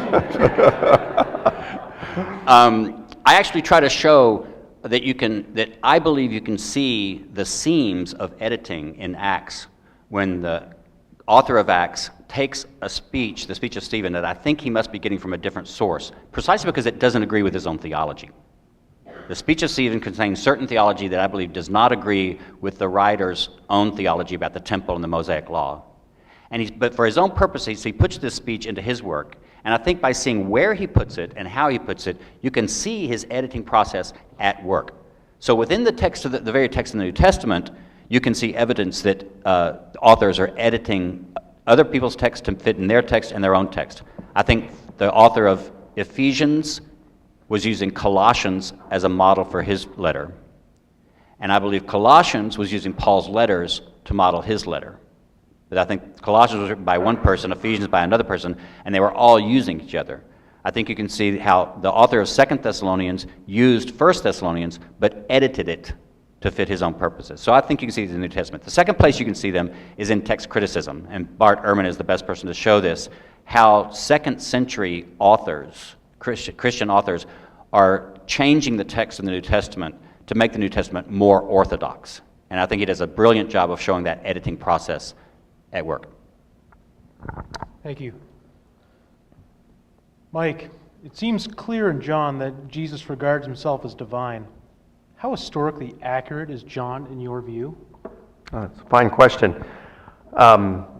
Scholars refer to what's called the ipsissima verba and the ipsissima vox. Ipsissima verba would be the precise words of Jesus. Ipsissima vox would be the voice of Jesus, kind of like a paraphrase. I think in John we have a lot of the ipsissima vox. I think we're seeing John paraphrase a lot of what Jesus said. He probably takes more literary liberties of any of the four Gospels do. But stuff that he would have been allowed to do as a biographer in his day.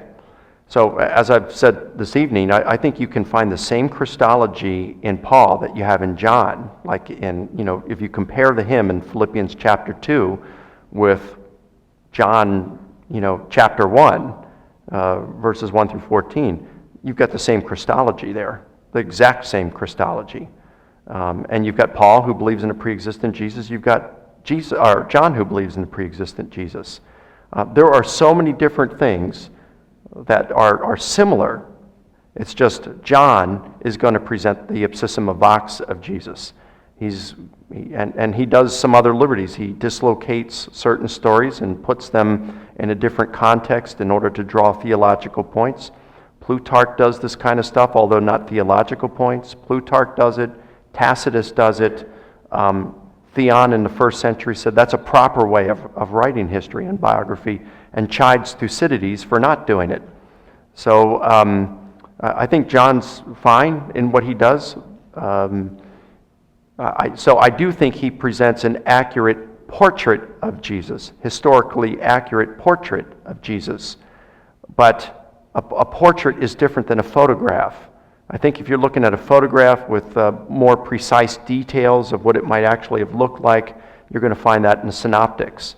But the portrait takes Jesus and is going to paraphrase it some and gives us a crystal clear portrait of who Jesus thought he was and who John thinks he was. Thank you. Okay, we're back to Dale. Jesus said, before Abraham was, I am. And if you have seen me, you have seen the Father. How can these be interpreted as not addressing pre-existence? They are talking about pre-existence. This quotation is from the Gospel of John. And as I said, I believe that the high Christology of making Jesus pre-existent is found in some parts of the New Testament, the Gospel of John and Paul included. I, unlike Mike, believe that John's Christology is not exactly like Paul's Christology, because I think I still see a subordinationist Christology in Paul, and I don't believe I see a subordinationist Christology in John. But pre-existence, yes, that's there in John. But I actually don't take the Gospel of John to have very much information that's going to help the historian construct a historical Jesus. Thank you. Next question is for Mike. Please qualify what you mean by "in some sense" in reference to Jesus' deity. Well, that's a good question. That's tough. I guess if I were to say, I don't know that the New Testament authors are crystal clear on this, and that's why I want to state this as a preciseness to the ambiguity. If I could put it this way, I'd say if God has some sort of a divine DNA, Jesus shares that DNA. So yes, there's a subordinate relationship here. It's within a divine relationship. But from what I'm reading in the New Testament authors, and especially Paul, and how the Jerusalem apostles would have viewed it, and for me, that's the most important. It's more important than well, what Mark or John or Matthew or Luke think about it. It's what Paul and the Jerusalem apostles were thinking about it. And they certainly regarded Jesus as divine, as equal to God in terms of his very nature. But in terms of the divine relationship, they all considered Jesus to be subordinate to the Father. Okay. Next question is for Dale. You seem radically skeptical of the four Gospels as eyewitness accounts. If we can only trust Paul, who is not an eyewitness, could we then argue that Jesus is a myth? Well, it has been argued by people, not so much by scholars now. Certainly in the 19th century, the German scholar Bruno Bauer took the scholarship of D.F. Strauss. D.F. Strauss believed that there had been a historical Jesus, but almost all the ideas about Christ were later myths that developed by the early church to reflect their consciousness of how they experienced Jesus. Bruno Bauer took that further, and so radically that he basically denied that Jesus of Nazareth had ever existed. The very invention of Jesus of Nazareth, according to Bauer, was a myth developed from the early church. I don't believe that, and I don't know any professional historian, whether they're Christian or not Christian, who believes that Jesus of Nazareth is an entirely fabricated mythological figure. And I think it's just because we believe that we have enough evidence from the Gospels themselves that Jesus existed. Paul knew people that knew Jesus existed. I just think that there are sources even outside the New Testament that mention Jesus. How reliable those are in Josephus or later texts is debated.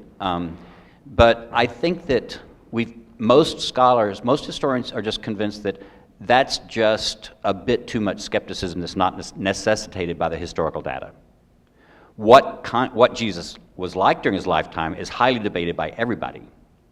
But that he existed, and I think even several other things, that he was crucified by the Romans under Pontius Pilate around the year 30, that I just don't know any professional historian would doubt that. What we have to do is always start off with what we think is the likely case.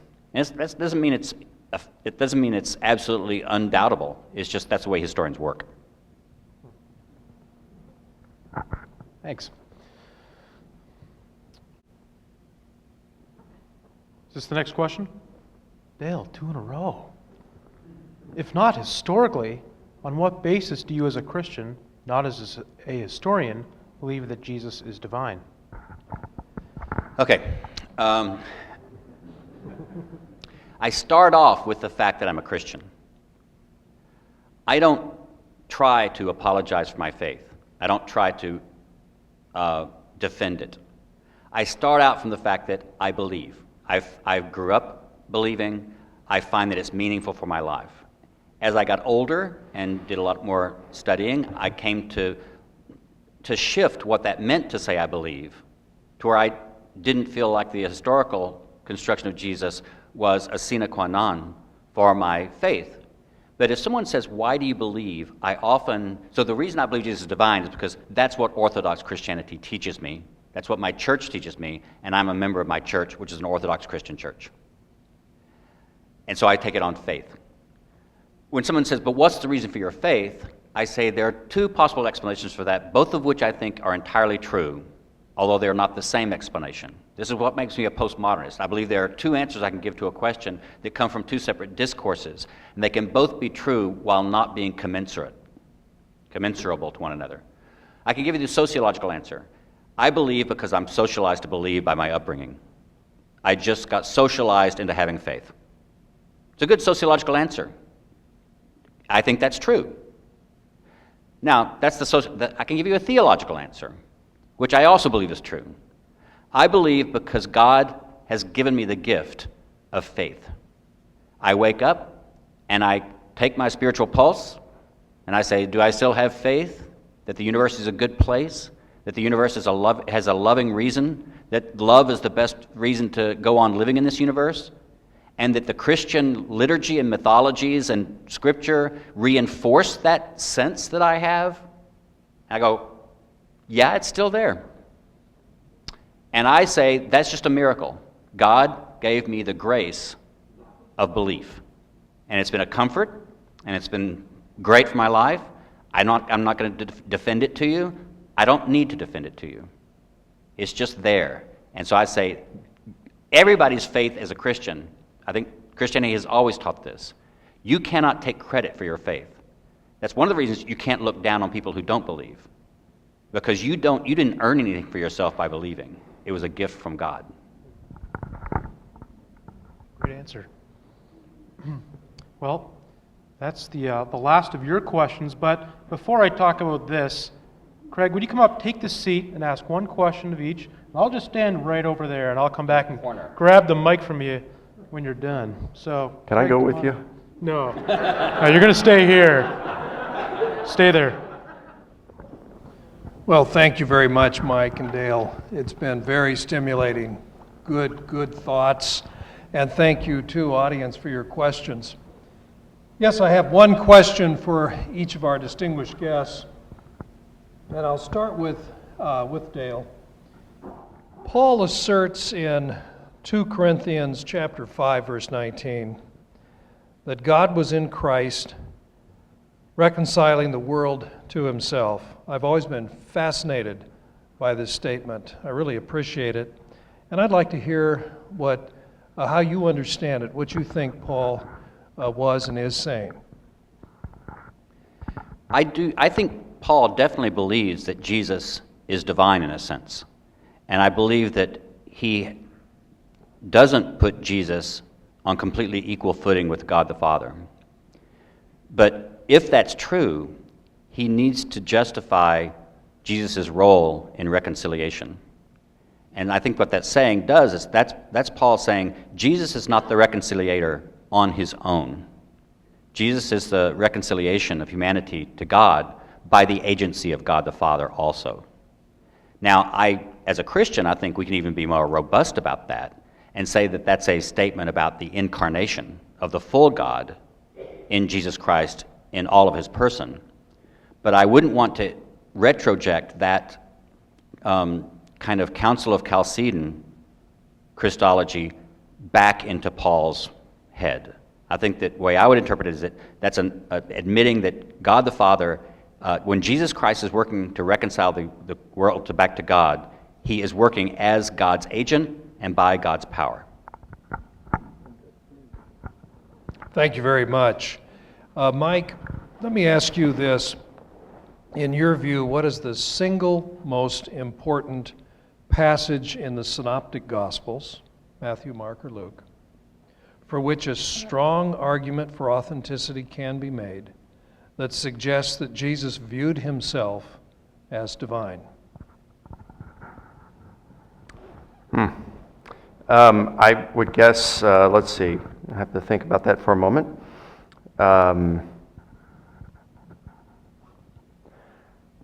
I think when you're looking, let me ask you the question to clarify that. Are you saying for historical authenticity? Yes, that's why I threw Okay. in the qualification about Gotcha. which a good argument can be made as to its authenticity. Okay, I'm sorry then. I would do the apocalyptic Son of Man. I'd go with. Again, I think it's just crystal clear that the synoptics regard. I mean, certainly Matthew does. There's no question about that. But I do think Mark, the earliest gospel, regards Jesus as this apocalyptic Son of Man, this divine figure. And again, it's in Mark, it's in Q, it's in M, it's in L, it's in John, and it's in these multiple literary forms: biography, sayings, literature, and letter. I think that's extremely strong. And this apocalyptic Son of Man does things that only can be done to God. Again, there are exalted figures in Judaism, greatly exalted figures. But the apocalyptic Son of Man is the only one to receive worship and sit on God's throne. Nobody else gets those. So I think that's given, I think they have great claims to historicity, that Jesus actually believed himself to be this apocalyptic Son of Man. And then when we look at what this Son of Man was in 1st Enoch, 4th Ezra, Daniel, and how Jesus interpreted within the context of who he was, I think that's has a very strong claim to authenticity. So just from the synoptics, again, I think Paul is even stronger. We have to account for how Paul and the Jerusalem apostles came to that belief. But from the synoptics, I guess I'd have to go with apocalyptic Son of Man. Thank you very much.